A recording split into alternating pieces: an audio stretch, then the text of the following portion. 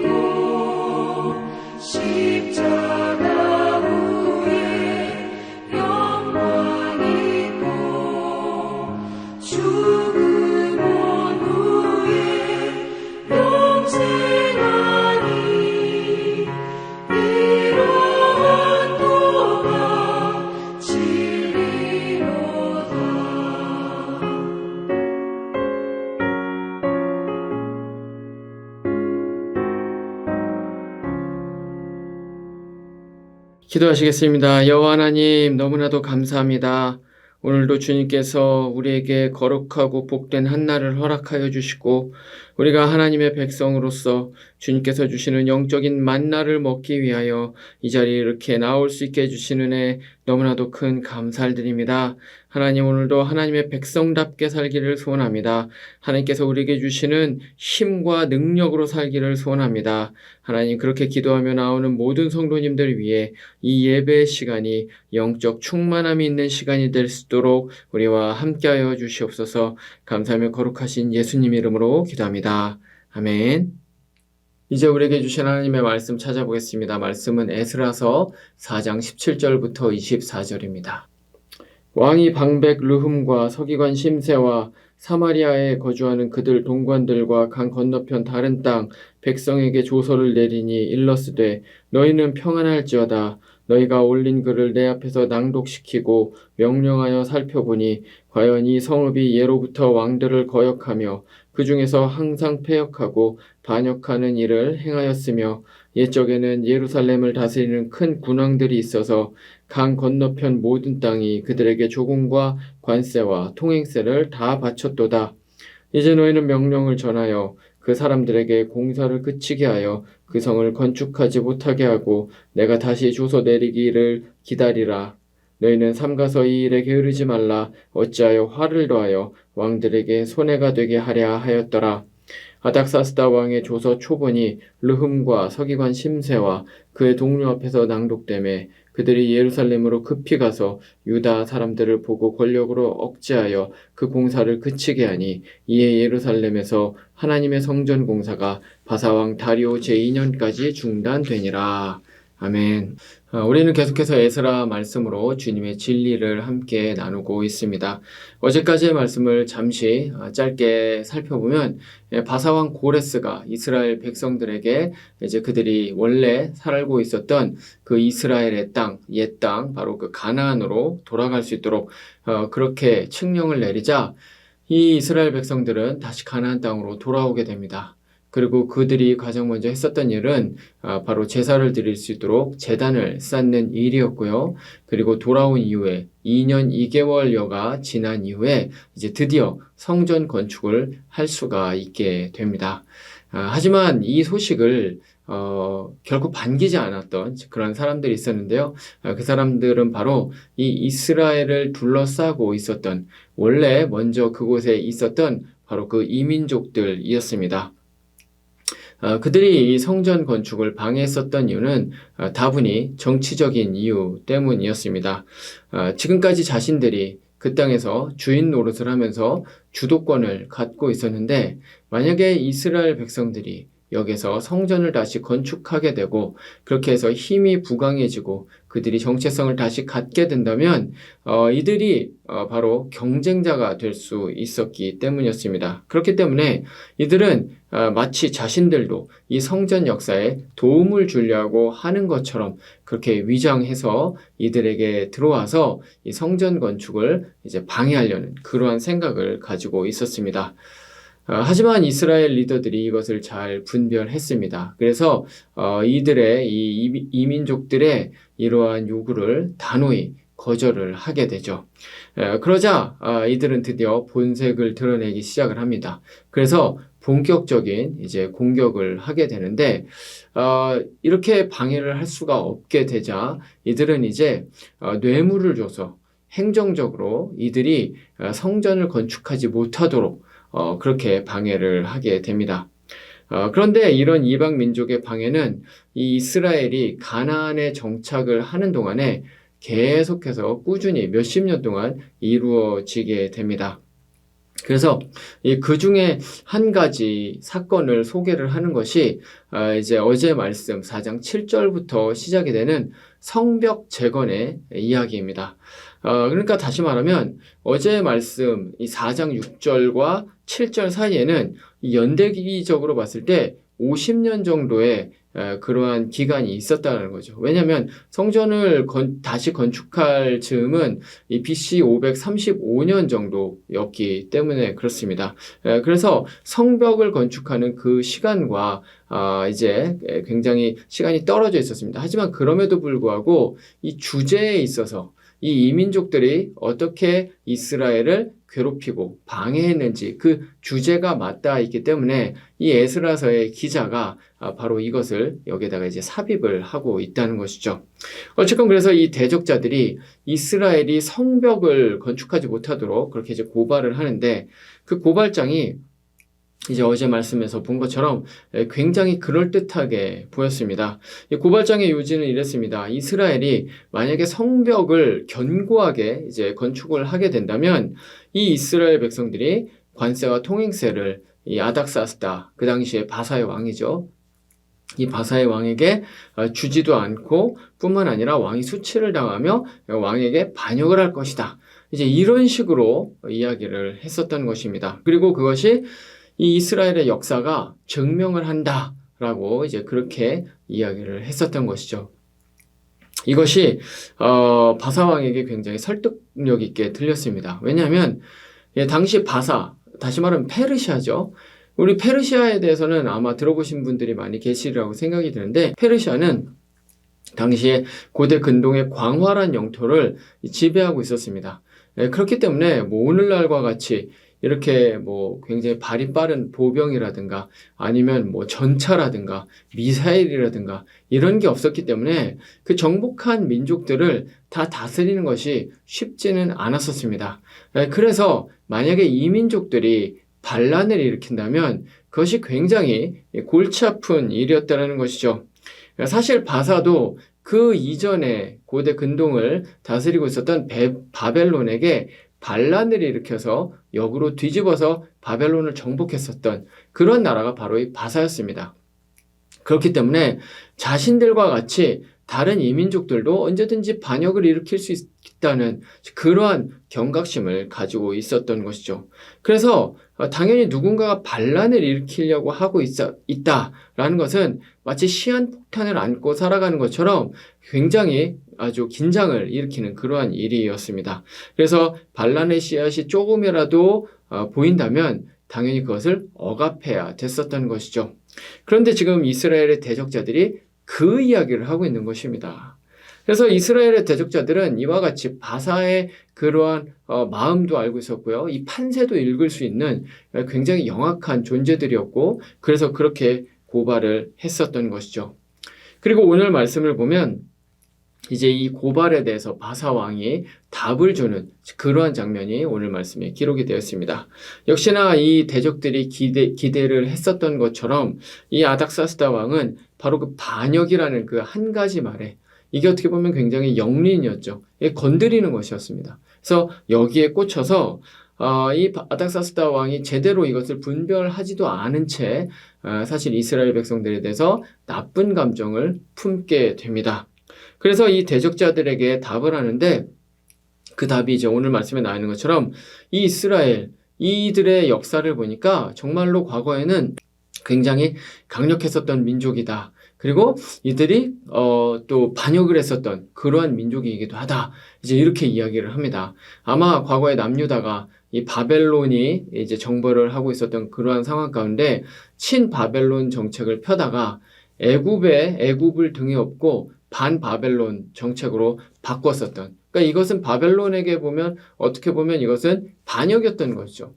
그런 역사들을 이제 바사 왕이 보고 듣게 되었던 것입니다. 그래서 이 대적자들이 원하던 대로, 야, 니들이 생각하는 것처럼 이스라엘이 정말로 강력한 민족이었고 잘못하면 나 바사 왕 아닥사스다에게 반역을 일으킬 수가 있겠구나. 그래서 내가 이야기를 하기 전까지는 저 성벽을 재건하지 못하도록 그렇게 성벽 재건을 중단시켜라. 이제 이런 칙령을 내리게 되는 것입니다. 그러면서 이제 오늘 말씀 마지막 부분이 24절 말씀을 보면 성전 건축 역시도 그와 같이 그래서 중단이 됐다. 다시 말하면 이방 민족들이 사실은 이 성전 건축으로부터는 훨씬 후에 일어난 일이지만 그 성벽 건축을 중단시켰던 것처럼 성전 건축에서도 역시 방해를 해서 중단을 시켰다. 이제 이렇게 이야기를 하면서 오늘의 본문이 끝이 나는 것입니다. 저는 이 말씀을 보면서 여러 가지 많은 영적 진리에 대해서 생각을 해보게 됐는데, 그 중에 한 가지는 바로 영적 전쟁입니다.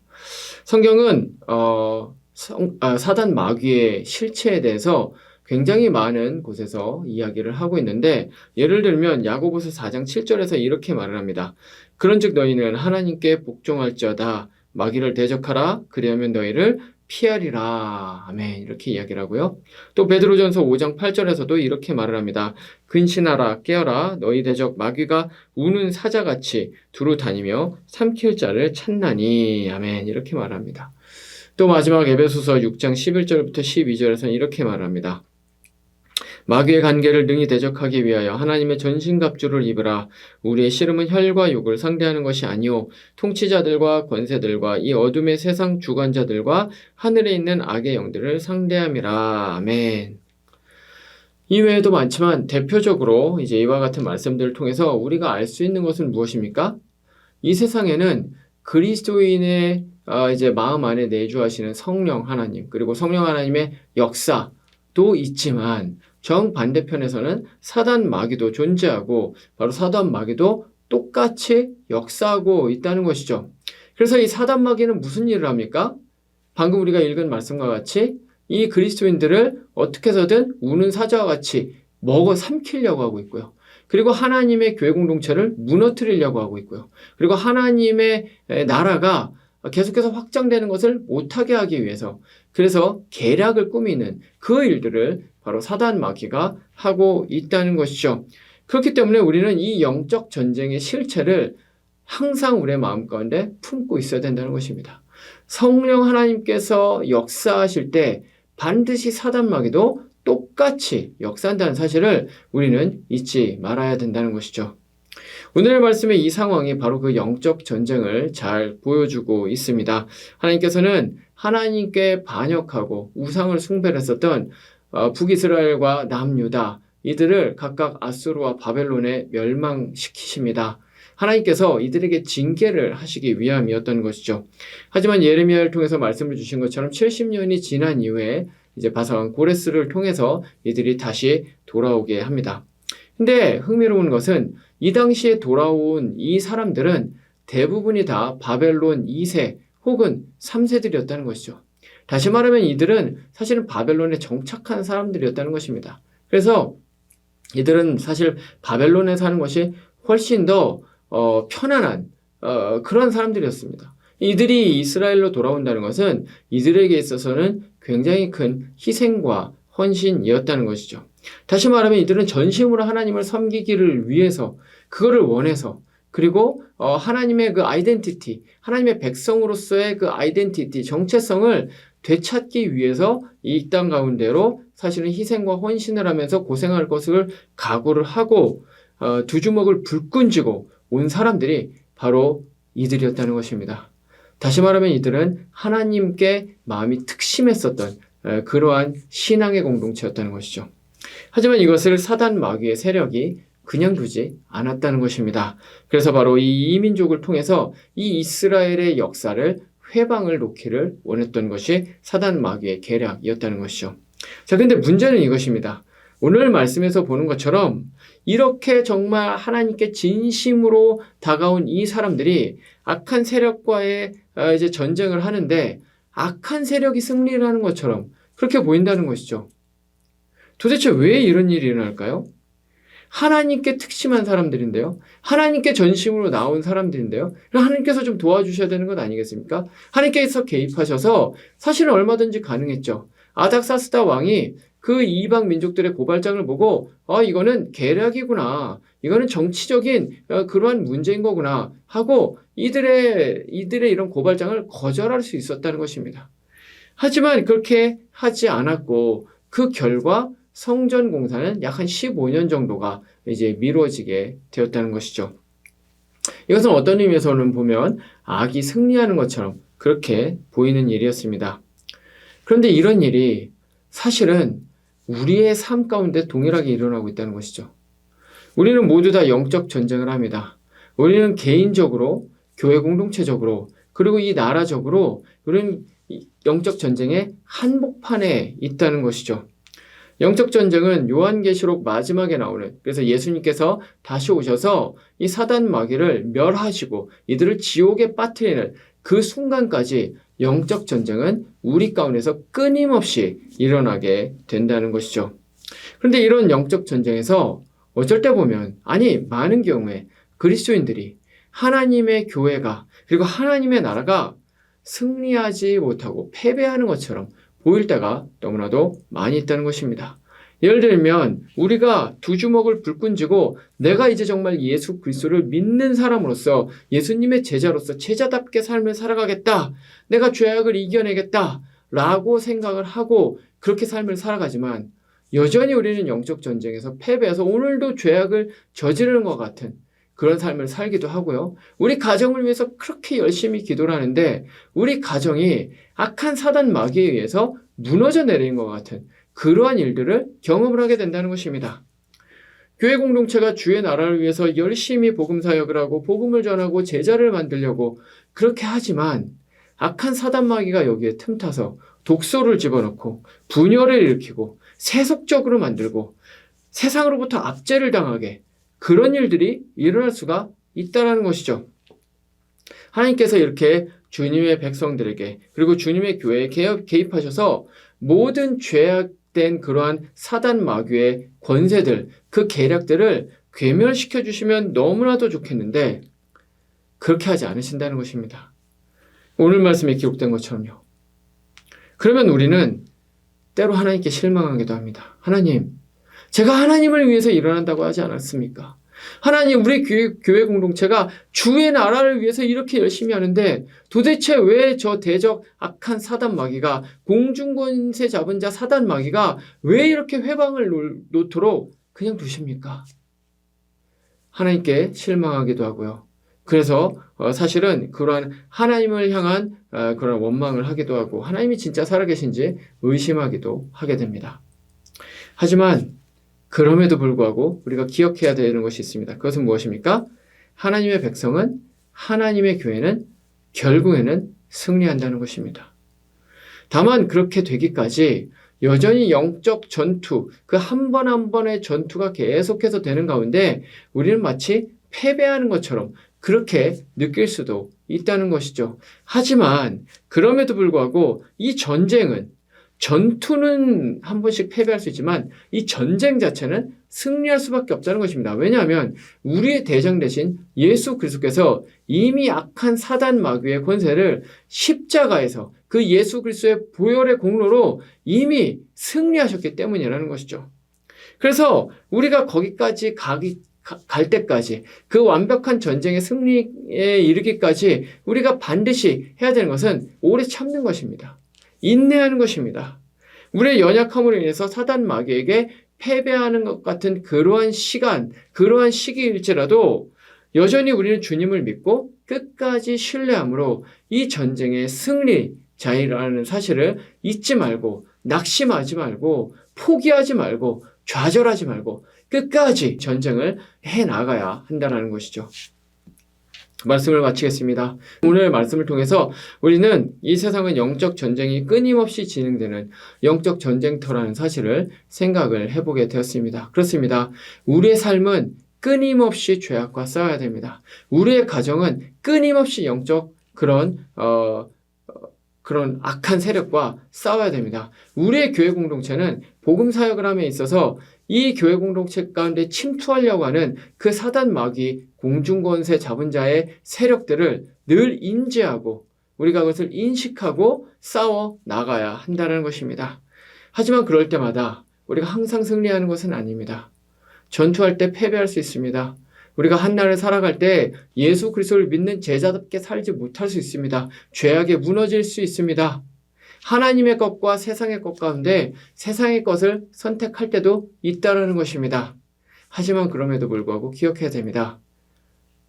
하나님의 백성은, 하나님의 교회의 공동체는 결코 지지 않습니다.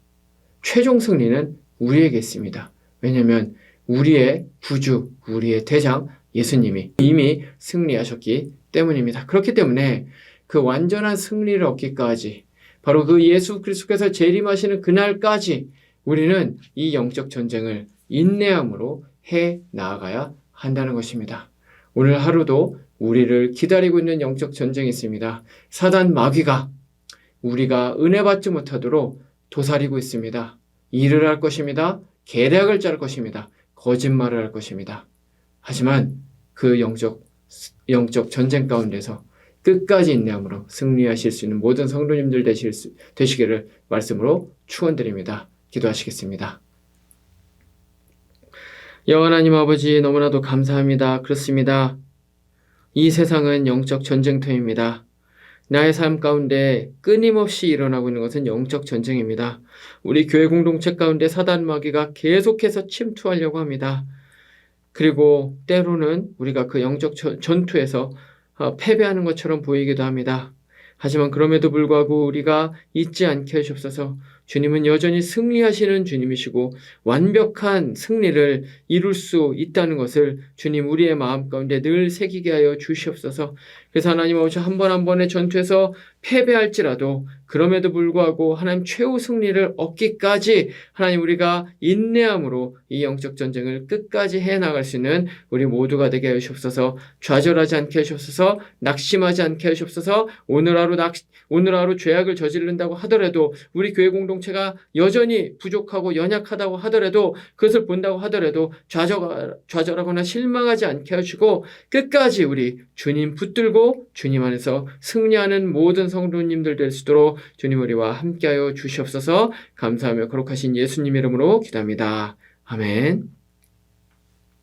오늘도 기도함으로써 영적 전쟁 가운데서 승리하시는 모든 성도님들 되시기를 소원합니다. 감사합니다.